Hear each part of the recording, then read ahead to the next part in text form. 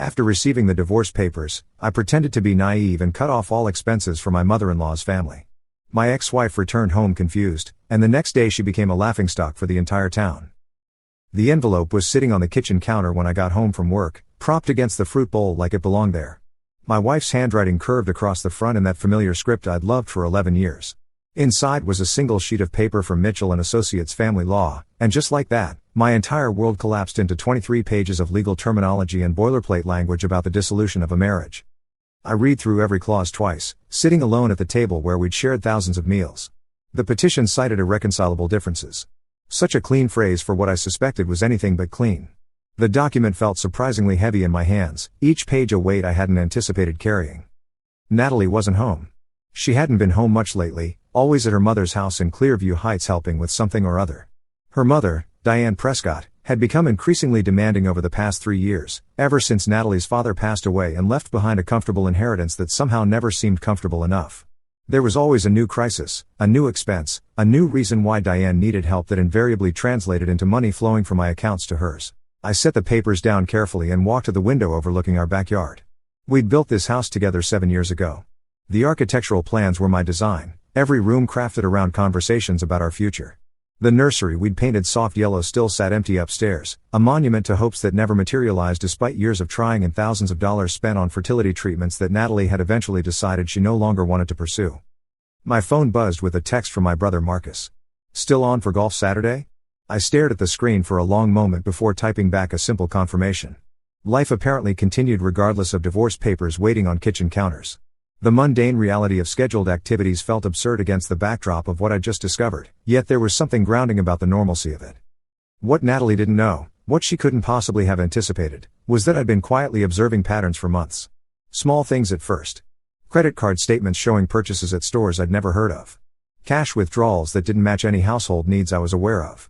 Phone calls she'd take in another room, lowering her voice to a whisper that carried more secrets than words. I'm a project manager for a construction firm, specializing in commercial developments that require coordinating dozens of subcontractors and tracking budgets in the millions. My entire career revolves around tracking details, noticing when timelines shift, when budgets don't balance, when something in a plan doesn't quite add up. These skills followed me home whether I wanted them to or not. A column of numbers that should total one thing but totals another has always caught my attention, and my marriage had become filled with columns that no longer balanced. 3 months ago, I'd started keeping records. Spreadsheets documenting every financial irregularity. Screenshots of unusual account activity. Notes about conversations that seemed designed to distract me from asking the wrong questions.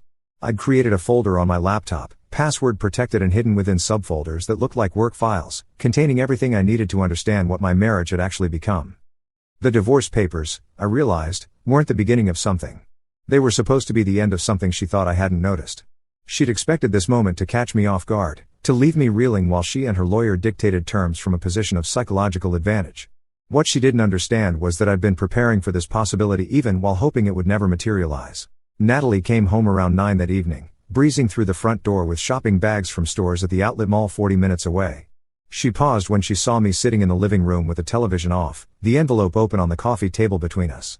The shopping bags rustled as she set them down, and I noticed designer labels visible through the tissue paper, purchases that would have been charged to cards I'd been paying off for years. "You found them." Her voice carried neither apology nor explanation. There was something almost clinical in her tone, like a doctor delivering difficult news they delivered many times before. "I did." I kept my tone neutral, curious. "When were you planning to discuss this with me?" She set the bags down by the stairs and crossed her arms, a defensive posture I'd seen countless times during arguments I'd never quite understood. "There's nothing to discuss, Ryan. I've made my decision. My lawyer says we can do this quickly and quietly if you cooperate." Cooperate, I repeated the word like I was testing its weight. That's an interesting choice of vocabulary. Usually cooperation implies mutual benefit. "Don't make this harder than it needs to be." She glanced toward the kitchen, perhaps hoping for an escape route or simply uncomfortable with prolonged eye contact. "We've grown apart. It happens. Mom says couples drift all the time, especially after this many years. There's no shame in admitting when something has run its course." There it was. Mom says. Every major decision in our marriage had eventually traced back to Diane's opinions, Diane's preferences, Diane's view of how our lives should unfold. I'd been patient about it for years, believing that Natalie would eventually establish healthy boundaries with her family. Instead, those boundaries had dissolved entirely until I could no longer tell where my wife ended and her mother began. "I'll look over the terms," I said calmly, surprising myself with how steady my voice remained. "Give me a few days to process everything. I'm sure you understand that receiving divorce papers without any prior conversation requires some adjustment." Natalie's shoulders relaxed slightly. She'd expected confrontation, tears, desperate pleas to reconsider. My measured response seemed to confuse her more than any outburst would have. Her eyes searched my face for something she apparently couldn't find, some crack in the facade that would reveal the turmoil she assumed must be churning beneath the surface. "Fine. Take your time. I'll be staying at Mom's until things are finalized. It's probably better if we maintain some distance during the legal process." She gathered her shopping bags and disappeared upstairs. I could hear her moving around our bedroom, opening drawers and closet doors, packing with an efficiency that suggested she'd been planning this departure for some time. 20 minutes later, she came back down with 2 suitcases, the large ones we'd bought together for our honeymoon trip to the Caribbean, and left without another word. The front door closed with a soft click that somehow echoed louder than a slam would have. The house fell silent around me. I sat in that stillness for a long while, thinking about the years we'd spent together, the promises we'd made, the future we'd planned that had apparently been fiction for longer than I'd realized. Cooper, the rescue dog I'd adopted 3 years ago over Natalie's objections, padded in from the kitchen and rested his head on my knee. At least someone in this house still offered unconditional companionship. The next morning, I made several phone calls before leaving for work. The first was to our bank, where I'd maintained accounts since before we got married. The branch manager, a woman named Helen who'd known me for over a decade, listened carefully as I explained that my wife had filed for divorce and I needed to understand exactly what accounts and obligations existed in my name alone versus jointly. She promised to have a comprehensive report ready by end of business. The second call was to our financial advisor, Patricia Chen, who'd helped us with investment planning for years. Patricia had never quite warmed to Natalie, though she'd been too professional to say so directly. Her questions now carried an undercurrent of vindication that she attempted unsuccessfully to disguise.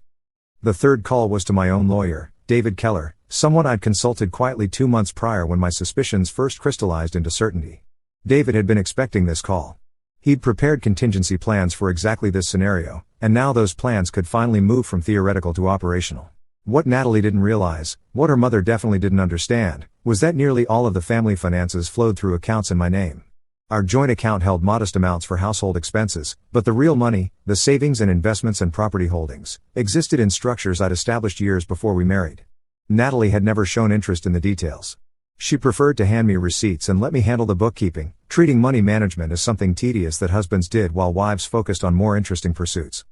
For the past 18 months, I'd been quietly shifting funds, restructuring investments, and documenting every transaction with meticulous care. Not hiding assets, which would be illegal and ultimately discoverable. Simply organizing them in ways that accurately reflected their origins and ownership. The prenuptial agreement Natalie had signed 11 years ago protected the assets I'd brought into the marriage. My careful documentation would protect everything I'd earned during it. Patricia confirmed on the phone that everything was in order. My lawyer, David Keller, reminded me that our prenuptial agreement was ironclad, drafted by his firm and signed by Natalie without objection 11 years ago when she'd been certain our love would last forever and therefore the document was merely a formality. She never amended it, David said. Never even asked about it. Never questioned the terms or sought independent legal counsel about what she was agreeing to. "You're protected, Ryan. This divorce won't cost you much legally speaking. What about the house? You purchased the land 2 years before the wedding. Construction was financed through your accounts, your credit, your assets. She might have some claim to a portion of appreciation during the marriage, but given everything you've shown me, that claim would be minimal. We're talking maybe 5% of the current value, and that's if her lawyer pushes hard and the judge is feeling generous." I thanked him and hung up, feeling something unfamiliar settling into my chest. It wasn't satisfaction exactly. More like clarity after years of confusion, like finally finding the source of a persistent noise that had been bothering me for so long I'd stopped consciously hearing it. Over the following weeks, I maintained the appearance of cooperative naivety. When Natalie texted asking about various expenses, I responded with vague affirmations that neither confirmed nor denied anything. When her brother Kevin called demanding to know if I intended to fight the divorce, I assured him I only wanted what was fair for everyone involved, allowing him to interpret fairness however he preferred. Meanwhile, I began quietly dismantling the financial infrastructure that had supported the Prescott family for years. Each step was deliberate, documented, and entirely within my legal rights. I wasn't being vindictive. I was simply choosing not to financially support people who were actively working to divorce me and claim half of everything I'd built. It started with the car payments. Diane drove a luxury sedan I'd been financing since she totaled her previous vehicle 3 years ago after running a stop sign while texting. The loan was in my name because her credit was terrible, a fact she conveniently forgot whenever she criticized how I managed money or questioned whether I was providing adequately for her daughter. I called the financing company and explained that I could no longer afford the payments due to an upcoming divorce. They were sympathetic, offering to work with me on modified terms. I declined. They started sending late notices to Diane within 30 days. Next came the credit card that Kevin used for his small landscaping business. He'd convinced me to add him as an authorized user years ago, claiming he needed to build credit after some youthful financial mistakes involving gambling and impulse purchases. I'd agreed because Natalie had asked me to help her brother, and I'd believed that family helped family. I removed him from the account with a simple phone call. His supplies for upcoming jobs suddenly required cash he didn't have, and vendors who'd previously extended credit based on the card backing his purchases became notably less accommodating. Then there was the cell phone plan that covered Diane, Kevin, and Natalie's youngest sister Amanda, a 26-year-old who'd never held a job longer than 3 months and still lived in her mother's basement playing video games and dating a rotating cast of unemployed men she met online. I'd absorbed them into my family plan as a gesture of goodwill when Natalie and I first married, a way of showing her family that I intended to be generous and supportive. The plan was cancelled with appropriate notice, giving them 30 days to find alternative arrangements. The streaming services went next. 5 separate subscriptions that I'd been paying for because Diane claimed she was too technologically challenged to set up her own accounts. The gym memberships for Kevin and Amanda, neither of whom had visited an actual gym in over a year based on the usage reports I'd requested.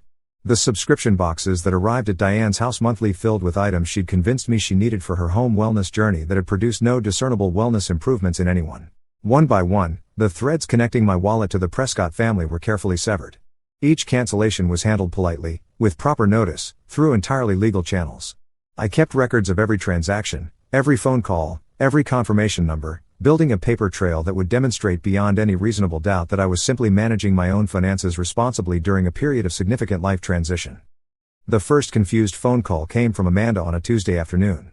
Her voice was equal parts bewildered and indignant, as if someone had taken away something she'd always assumed was rightfully hers. "Ryan? My phone got cut off. Did something happen with the bill? I was in the middle of an important conversation and everything just went dead." "Oh, Amanda." I kept my voice light, casual, as if we were discussing something as mundane as the weather. "Yeah, I had to cancel the family plan. With the divorce and everything, I need to reduce my expenses significantly. I'm sure you understand that these are difficult financial times for everyone." Silence stretched across the connection. Then, "But I don't have another phone. I've been using this number for years. All my contacts are connected to it. There are some pretty affordable prepaid options these days. I've heard good things about several budget carriers. Good luck with everything, Amanda. I hope things work out well for you." I hung up before she could respond, not out of cruelty but because there was nothing more to say. For years I'd subsidized her lifestyle while she contributed nothing to anyone, not even to her own mother's household beyond occupying space and consuming resources. That subsidy was no longer available, and she would need to adapt accordingly. Update 1. 2 weeks passed. The financial dominoes continued to fall in predictable patterns, each collapse triggering the next as dependencies I'd created over years of misguided generosity revealed their true fragility. Kevin showed up at my office on a Wednesday, his face flushed with anger and his work boots leaving muddy tracks on the carpet that my assistant would later have to explain to the cleaning crew. He was a big guy, built from years of manual labor and supplemented by the protein shakes I'd been unknowingly financing, and he filled my doorway like a threat waiting to happen. My assistant Claire looked alarmed, but I waved her off and invited him to sit down with a calmness I didn't entirely feel. "You killed my credit," he spat, the words tumbling out before he'd even fully settled into the chair. "I had jobs lined up. Supplies ordered. Contracts signed with clients expecting work to begin this month. Now my vendors won't work with me because I can't pay up front and I don't have the credit line to cover materials. Do you have any idea what you've done to my business? Kevin, I added you to that card as a favor during a specific period when you were trying to rebuild after some financial difficulties. It was always my account, my credit, my responsibility if you defaulted. With everything happening between Natalie and me, I simply can't take on additional financial risk for extended family members who are, let's be honest, actively supporting my wife's decision to divorce me." "Additional risk?" He slammed his palm on my desk hard enough to rattle the pencil holder and knock over a framed photo of a construction project I'd managed 2 years ago. "You're destroying our family. Mom is about to lose her car. Amanda can't even make phone calls. My business is falling apart. And you're sitting here in your fancy office acting like none of it matters?" I leaned back in my chair, maintaining eye contact despite the spike of adrenaline his aggressive posture triggered. "Your sister served me divorce papers without any prior discussion and moved out of our home the same day. She's the one who decided our family was over. I'm just adjusting my finances accordingly. If your mother's car payments and your business credit and your sister's phone plan were all dependent on my continued generosity during a marriage that no longer exists, perhaps you should consider whether that was ever a sustainable arrangement. This isn't over. He stood abruptly, knocking the chair backward where it crashed into my bookshelf, dislodging several reference manuals that fell to the floor with heavy thuds. You think you're clever, but Mom is going to make sure you pay for this. Natalie deserves half of everything you have. She gave you the best years of her life. Your mom should probably consult with Natalie's lawyer about that claim. I think they'll find the prenuptial agreement fairly comprehensive regarding asset distribution. And Kevin? If you threaten me or damage property in my workplace again, I'll have you arrested for trespassing and assault. We're not family anymore, and I don't have to tolerate this behavior. Kevin's face went pale. Clearly, nobody had mentioned the prenup to him. The Prescott family had apparently been so confident in their ability to claim half my assets that they hadn't bothered researching whether any legal obstacles might exist. He stormed out without another word, leaving overturned furniture and muddy footprints in his wake. Claire appeared in the doorway after he left, her expression a mixture of concern and barely suppressed curiosity. Should I call security? No need. He's not coming back. I straightened the papers on my desk and began picking up the fallen books. But please document that visit in writing, including the property damage and threatening statements. Just in case we need it later. And could you have maintenance come up to shampoo this carpet? I don't want to smell mud every time I walk in here. That evening, I received 17 text messages from Natalie. The first few were confused, asking why her mother's car was being repossessed and whether there had been some kind of billing error. The middle messages grew increasingly hostile, accusing me of sabotaging her family out of spite and pettiness, calling me vindictive and cruel. The final ones were threatening, promising that her lawyer would add my financial abuse to their case against me and ensure I paid for every dollar I'd cut off. I forwarded all of them to David without responding. Let them become part of the record. Let a judge see exactly how the Prescott family reacted when the gravy train stopped running. The following Saturday, Marcus and I played our scheduled round of golf at the country club where I'd been a member for 8 years. The course was quiet in the early morning, dew still clinging to the grass as we made our way through the front nine. He'd been my closest confidant through all of this, the only person outside my lawyer who knew the full scope of what I discovered about my marriage and what I was doing in response. How are you holding up? He asked as we walked the third fairway, our golf bags trailing behind us on their wheeled carts. Better than expected, honestly. I adjusted my grip on my club, lining up a shot toward the distant green. There's something freeing about finally understanding what's been happening. The confusion was worse than the truth. For years I've been wondering why things felt off, why the money never seemed to go as far as it should, why Natalie always seemed slightly disconnected from our life together. Now I know the answers, and knowing is better than guessing. And the financial stuff? Any blowback beyond Kevin's office visit? Plenty of angry messages. Kevin threatened me at my office, as you know. Diane has been calling and leaving voicemails that alternate between tearful pleas and righteous indignation. Amanda apparently told everyone she knows that I'm a monster who's destroying innocent people for no reason. But legally, I haven't done anything wrong. Everything I've canceled or stopped paying for was my obligation, my choice, my generosity that I'm no longer choosing to extend. The Prescotts just got very comfortable living off my generosity and forgot it was voluntary. Marcus nodded slowly, considering my words.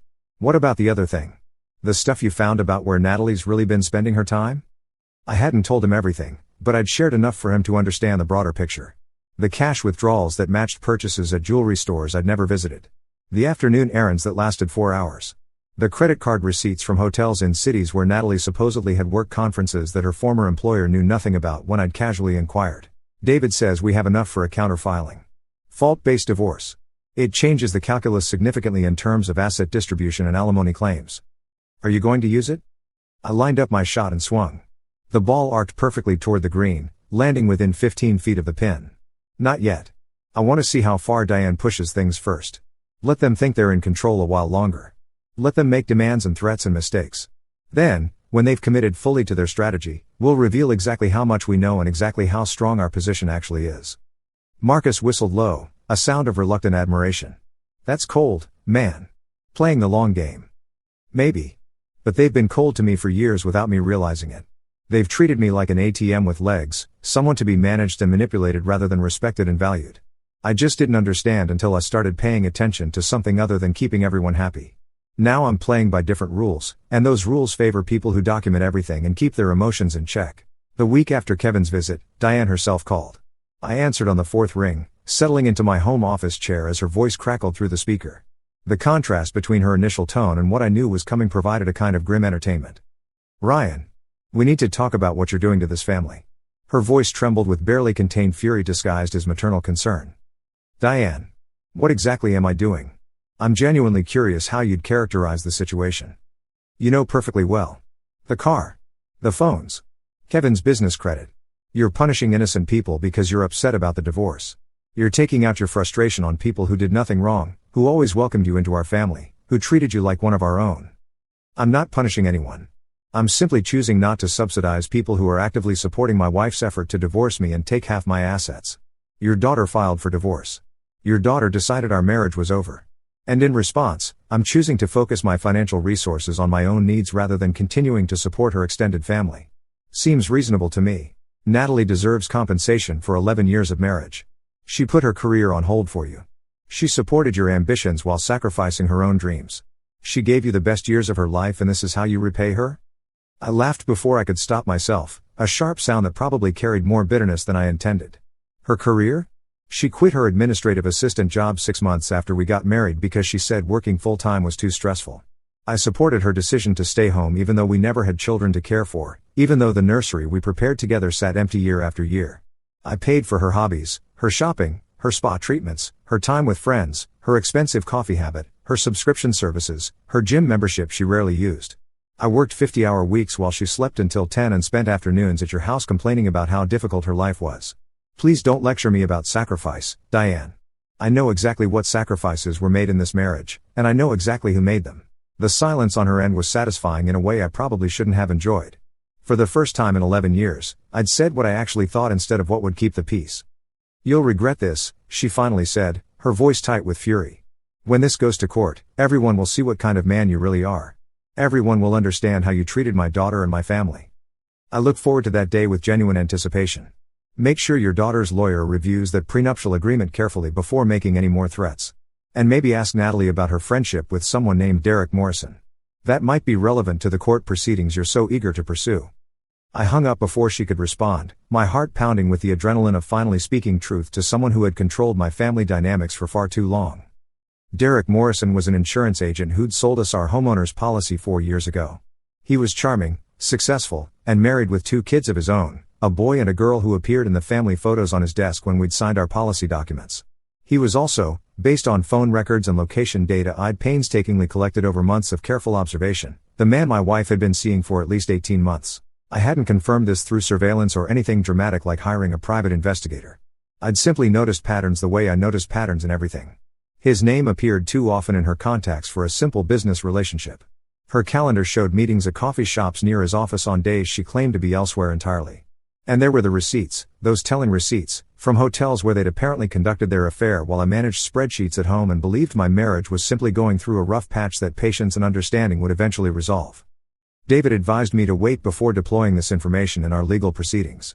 Let them make the first aggressive move in mediation, he counseled during one of our strategy sessions. Let them demand outrageous terms and threaten consequences they can't deliver. Then we counter with everything.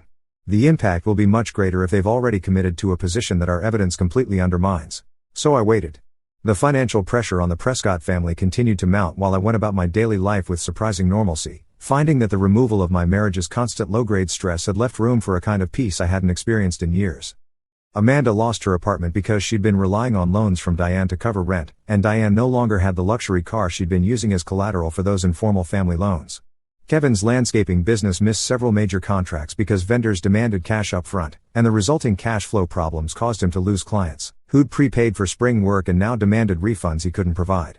Diane herself began missing payments on her own mortgage, the house where she'd lived for 30 years suddenly becoming a burden she couldn't manage alone without the invisible support system I'd been providing. Through it all, I remained polite and distant whenever we had necessary communications about the divorce proceedings. When Natalie tried to schedule a meeting to discuss working things out, I agreed pleasantly and then listened as she outlined a new proposal that involved me paying significant alimony plus a lump sum settlement that would somehow also cover her family's immediate financial emergencies. So let me understand, I said, sitting across from her in a neutral conference room at David's law firm, the fluorescent lights humming softly overhead. You want to divorce me, receive ongoing financial support for an indefinite period, and also have me bail out your mother and siblings from problems largely caused by their own poor financial planning and dependence on money that was never guaranteed to them? Her lawyer, a younger woman named Jessica Parker who seemed increasingly uncomfortable with her client's demands as the mediation progressed, shifted papers unnecessarily and avoided meeting my eyes. The family's current difficulties are a direct result of your vindictive actions, Natalie insisted, her voice carrying the conviction of someone who genuinely believed her own narrative. You deliberately pulled financial support to hurt us. That's financial abuse, and any court will recognize it as such. I pulled support that was never legally required, never contractually guaranteed, and never even formally acknowledged. There's no document anywhere saying I must pay your mother's car loan. No agreement obligating me to fund your brother's business credit. No legal requirement that I provide cell phone service to your extended family. Those were all choices I made willingly during our marriage because I wanted to help people I considered family.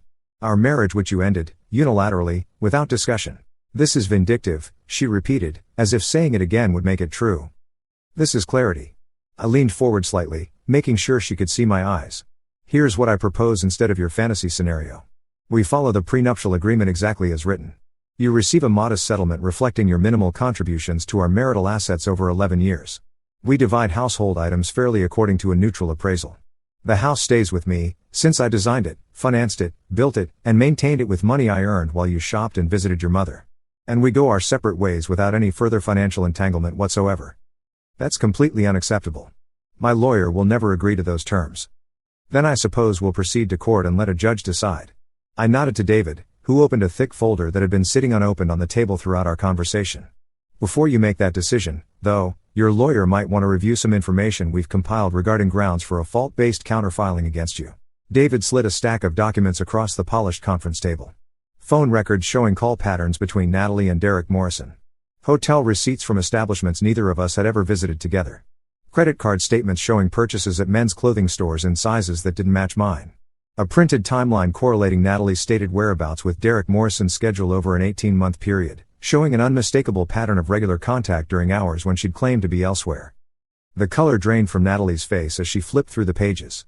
Her lawyer's expression hardened into something approaching professional disgust mixed with the dawning realization that her client had not been entirely truthful about the circumstances of the divorce. In addition to affecting the divorce settlement in our favor, David continued smoothly, his voice carrying the calm authority of someone who'd been in many such meetings before, this information is quite relevant to Derek Morrison's own marriage. His wife, Sandra, works at the elementary school in Clearview Heights teaching 3rd grade. Lovely woman, by all accounts. Well liked in the community. 2 young children who attend the same school where she teaches. It would be unfortunate if this documentation somehow became more widely known in that close-knit community. You're threatening me? Natalie's voice cracked, tears beginning to form in eyes that had once captivated me. I'm providing information relevant to our legal proceedings and explaining the potential consequences of those proceedings becoming public through a contested court case. What you do with that information, how you choose to respond to it, is entirely up to you. I stood, buttoning my jacket with deliberate calm. Take some time to discuss with your lawyer. We'll wait for your response. There's no rush. Take all the time you need to understand exactly what position you're in. Update 2. The response came faster than I'd expected, just 3 days after our contentious mediation meeting. Natalie's lawyer contacted David with a dramatically revised settlement proposal that bore almost no resemblance to the demands they'd been making for weeks. Gone were the claims for extensive alimony and family bailout funds. Vanished were the threats about financial abuse and court battles that would expose my supposed cruelty to the world. Instead, she requested a clean break according to the prenuptial terms, with one significant addition, a confidentiality clause preventing either party from discussing the reasons for the divorce with anyone outside immediate legal counsel. David recommended we accept with minor modifications. She's scared, he explained during our debrief call. More scared of public exposure than she is of losing money she never really had a claim to anyway. This confidentiality clause protects her reputation in the community and her relationship with Morrison, whatever that relationship might be worth at this point. It's actually a reasonable trade, all things considered. And Derek's wife? Sandra? That's not our concern, Ryan. Our job is to protect your interests in this divorce, not to manage everyone else's domestic affairs or distribute justice throughout the community. Sandra Morrison's marriage is her business, not yours. I thought about that advice for a long time after we hung up. Sandra Morrison was an innocent person in all of this, married to a man who'd been systematically deceiving her for nearly 2 years while she raised their children and maintained their home. She deserved to know the truth about her husband. She deserved the chance to make informed decisions about her own life and her own future, just as I'd wanted to make informed decisions about mine. But David was right about one thing: my goal wasn't revenge against everyone who'd wronged me or been connected to those who had. It was simply to emerge from this marriage with my finances, dignity, and future intact. Sandra's situation, as tragic and unfair as it was, fell outside the scope of what I could reasonably or ethically influence without becoming someone I didn't want to be. Some truths need to find their own way to light, through channels I don't control and couldn't predict. I signed the settlement agreement on a Thursday morning in early May, with spring blooming outside the windows of David's conference room. The divorce would be finalized within 60 days, and I would keep essentially everything I'd brought into the marriage, plus everything I'd earned during it. Natalie received a modest sum that her lawyer had negotiated as transitional support, but which amounted to a fraction of what she'd originally demanded with such confidence. The Prescott family's financial troubles, meanwhile, continued to cascade through the late spring and into summer. Diane's house went into formal foreclosure proceedings by early June. She'd been borrowing against it for years to maintain a lifestyle she couldn't actually afford on her widow's pension, and without my periodic cash infusions disguised as loans she'd never repay, the whole precarious structure collapsed. Bank representatives began the process of scheduling an auction, and she found herself facing the loss of the home where she'd raised her children and built her identity as the respected matriarch of a respectable family. Kevin's landscaping business officially closed in mid-June after losing a lawsuit from a client who'd prepaid $8,000 for spring landscaping work that never materialized because Kevin couldn't afford the materials and equipment. The judgment against him compounded his existing credit problems, and he was forced to sell his truck and trailer to begin satisfying the debt. Amanda moved in with a boyfriend named Craig whose own financial situation was precarious at best, the two of them sharing a one-bedroom apartment above a pizza shop that smelled perpetually of garlic and regret. And Natalie herself returned to Clearview Heights in early July, planning to stay with her mother temporarily until she could figure things out and determine her next steps. She arrived with her 2 suitcases and her settlement check to find Diane packing boxes in a house scheduled for auction in 6 weeks, the life she'd expected to inherit crumbling around her in ways she clearly hadn't anticipated when she'd served me those divorce papers just a few months earlier. I heard all of this secondhand, through mutual acquaintances who felt compelled to share updates and through the small-town gossip network that made Clearview Heights such a fascinating place to observe from a distance. People talked. They always talked. And in a community where everyone knew everyone's business, where reputations were everything and privacy was an illusion, the Prescott family's spectacular fall from comfortable middle-class stability to near poverty provided months of conversation material for everyone from the grocery store clerks to the church congregation. The real explosion, the moment that transformed private family drama into public spectacle, happened at the annual Clearview Heights Summer Festival in late July. I wasn't there personally, having maintained my distance from Clearview Heights since the divorce finalized, but Marcus was. He'd grown up in that community and still had family there who invited him to the festival every year. He called me that evening with a detailed account of what had transpired in the town square, his voice carrying equal parts amazement and uncomfortable sympathy. Natalie had apparently decided to attend the festival despite her family's circumstances, perhaps hoping to maintain some pretense of normalcy or perhaps simply desperate for an escape from the tension of her mother's soon-to-be foreclosed house. She'd styled her hair carefully, worn a summery floral dress that probably came from better days, and walked through the fairgrounds like someone who hadn't just signed divorce papers and watched her family's finances implode in slow motion. Sandra Morrison was also at the festival. With her 2 children, a boy of 8 and a girl of 6 who clutched cotton candy and laughed at the carnival games. And apparently, Sandra had recently acquired some detailed knowledge about her husband's extracurricular activities during the past 2 years. The confrontation happened near the cotton candy booth, in full view of perhaps 200 festival attendees who'd gathered to enjoy the summer evening. Sandra's voice carried across the crowd as she accused Natalie of destroying her family, of spending months in hotel rooms with Derek while Sandra cared for their children alone and believed her husband's lies about working late and attending conferences that never existed. She had printouts. She had phone records. She had screenshots of text messages that Derek had apparently failed to delete properly, messages that left no room for alternative interpretations. Natalie tried to deny it at first, claiming the evidence was fabricated or taken out of context. Then she tried to walk away, but the crowd had formed a loose circle around them that made escape difficult without pushing through people she'd known her entire life. Finally she broke down in tears as the murmuring intensified around her, faces she'd grown up with now staring at her with expressions ranging from shock to disgust to poorly disguised satisfaction at witnessing the downfall of someone they'd secretly resented for years. Someone started recording on their phone, capturing the confrontation for posterity and social media. Someone else shouted something unkind about homewreckers and the destruction of innocent families. A few people tried to intervene and calm things down, but most simply watched in the horrified fascination that public meltdowns always inspire in onlookers. By the time the scene finally dispersed, with Natalie fleeing to her car in tears and Sandra being comforted by friends who'd gathered around her protectively, the entire town had witnessed exactly the kind of public humiliation Natalie had worked so hard to avoid through our confidentiality agreement. The agreement had protected her from my disclosure, but it hadn't protected her from Derek's conscience or Sandra's eventual discovery of the truth. It was brutal, Marcus told me over the phone that evening, his voice subdued. I almost felt sorry for her. Almost. Almost? She spent 11 years taking advantage of you, man. 11 years of your money, your time, your loyalty. 11 years of treating you like a resource to be managed rather than a partner to be cherished. And she threw it all away for some insurance agent who apparently couldn't even be bothered to cover his tracks properly. So yeah, almost. But not quite. I nodded, though he couldn't see me over the phone. The satisfaction I might have expected from this news didn't materialize the way I'd imagined it might during my darker moments. Instead, I felt something closer to emptiness, a hollow acknowledgement that the chapter was truly closing now, that the story of my marriage to Natalie Prescott had reached its final, messy conclusion. How did Sandra find out? I asked. We had the confidentiality agreement. I never said anything to anyone outside legal counsel. Derek told her. Apparently he'd been racked with guilt ever since you showed those documents in the mediation. The threat of exposure, even potential exposure, ate at him until he couldn't take it anymore. He finally confessed everything last week, thinking maybe if he was honest she'd forgive him eventually. She didn't take it well, obviously. So the information had made its way to Sandra after all, just not through me. Life, it seemed, had its own ways of distributing consequences to those who'd earned them. Derek's conscience had accomplished what I'd chosen not to do, delivering truth to someone who deserved it through a channel I couldn't have predicted or controlled.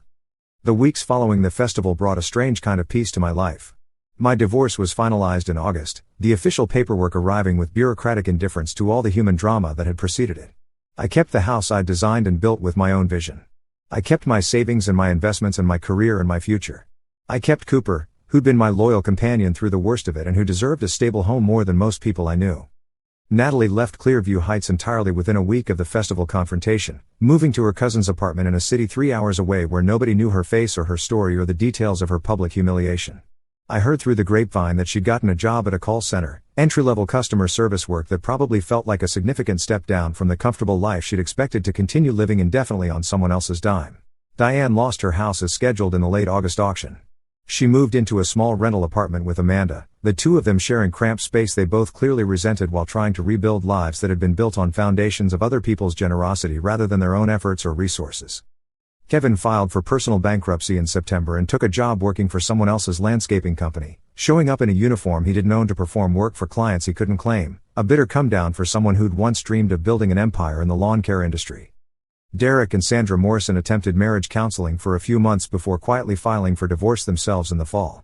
The insurance agency where Derek had worked asked him to resign, citing concerns about professional reputation and the distraction his personal situation was causing in the office. Last I heard, he'd moved to another state entirely to start over somewhere his history wasn't common knowledge and his face wasn't recognized at every grocery store and gas station. And me? I rebuilt, slowly and deliberately, with the patience I'd learned from managing construction projects that took years to complete. The house that Natalie had never truly appreciated became a project again, a space I could shape according to my own preferences rather than compromises that left neither of us satisfied. I repainted the unused nursery a calm sage green and converted it into a home office with large windows overlooking the backyard, filling it with plants that needed care and attention I was happy to provide. I updated the kitchen with the stainless steel appliances she'd always vetoed as too modern, enjoying the clean lines and professional feel every time I cooked dinner for myself and Cooper. Cooper himself seemed to sense the change in the household atmosphere. He'd always been slightly anxious during my marriage, perhaps picking up on tensions I'd tried to ignore. Now he relaxed into a peaceful routine of morning walks, afternoon naps in sunbeams, and evening cuddles on the couch while I read or watched documentaries that Natalie had always claimed were too boring. At work, I took on more challenging projects, finding renewed satisfaction in the complexities of construction management that had once felt like routine obligations endured for a paycheck. My colleagues noticed the change in my demeanor, the lightness that came from no longer carrying the weight of a failing marriage I hadn't fully acknowledged even to myself. Several commented that I seemed more focused, more energetic, more present in meetings where I'd previously seemed distracted. Marcus and I continued our Saturday golf games, a tradition that had survived my marriage and would apparently survive its dissolution. My parents visited more often now that Natalie wasn't there to make them feel unwelcome with subtle criticisms about their cooking or competitive undercurrents about whose family was more cultured or successful. Old friendships I'd neglected during my marriage gradually reconstituted themselves as I had time and energy to invest in connections that weren't being drained by constant domestic tension. On a cool September evening, I sat on my back porch with Cooper at my feet, watching the sun set behind the trees I'd planted years ago with hopes for a family that never materialized. The garden Natalie had claimed to want but never maintained was finally taking shape under my own care, perennials establishing roots that would bloom for decades to come, vegetables growing in raised beds I'd built during summer weekends. My phone buzzed with a text from a woman named Elena, an architect I'd met through a professional networking group a few weeks earlier at a conference downtown. She was sharp and funny, with dark eyes that crinkled when she laughed at observations most people would have found too dry to appreciate. We'd had coffee twice now, conversations that flowed easily without the constant navigation of conversational landmines I'd grown accustomed to during my marriage. She was asking if I wanted to try dinner, maybe that Italian place near the waterfront she'd heard good things about. I typed back yes, feeling something that had been dormant for years stirring cautiously back to life. Then I set the phone down and returned my attention to the sunset, watching colors shift through oranges and pinks and purples as daylight faded into dusk. There was a version of this story where I emerged bitter and hardened, permanently damaged by what I'd experienced. A version where the betrayal curdled into cynicism about relationships and trust, where I spent the rest of my life alone because the risk of opening up again seemed too terrifying to contemplate. I could have let Natalie and her family transform me into someone suspicious and closed off, someone who saw every future connection as a potential threat to be analyzed and defended against. Instead, I chose to learn the lessons without letting them define me entirely. I'd been too trusting, too willing to overlook warning signs because confronting them seemed harder than acceptance. I'd allowed generosity to become exploitation because saying no to people I loved felt unkind. I'd prioritized keeping the peace in my marriage over protecting my own interests and well-being. Those patterns wouldn't repeat. Not because I planned to become guarded and cynical about every future relationship, but because I'd finally developed the clarity to recognize when care was being reciprocated and when it was being consumed. The difference between partnership and parasitism had become vivid in my mind, and I trusted myself to notice the distinction going forward. Natalie and her family hadn't faced consequences because I'd orchestrated some elaborate revenge scheme. They'd faced consequences because they'd built their lives on resources that weren't theirs, on generosity they'd mistaken for obligation, and when the source of those resources made different choices, the whole precarious structure collapsed under its own weight. The lesson wasn't really about punishment or justice. It was about sustainability. About the difference between genuine support and enabling dependency. About what happens when people stop earning the help they receive and start expecting it as their due. Cooper lifted his head as a neighbor's car pulled into their driveway down the street. The ordinary sounds of evening surrounded us, children playing in a nearby yard, someone grilling dinner on their patio, the distant hum of traffic on the main road.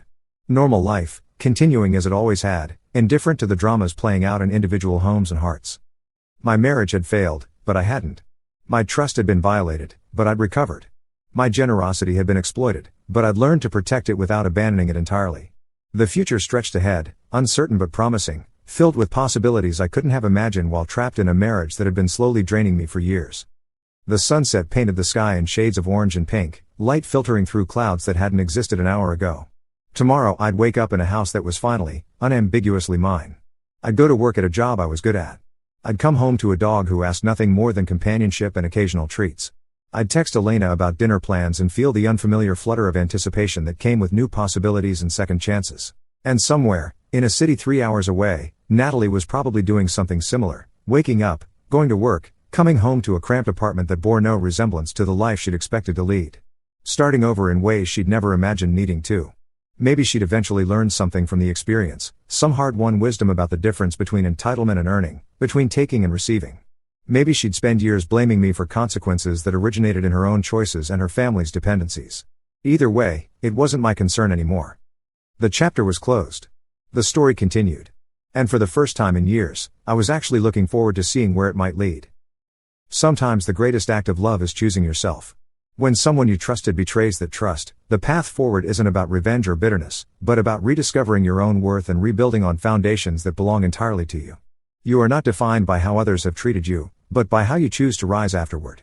The right people will recognize your value without you having to deplete yourself to prove it, and when you finally stop pouring into vessels that only leak, you'll find there's plenty left over to build something beautiful, something lasting, something genuinely your own. Hope lies not in what was lost, but in everything that becomes possible once you've found the courage to let go.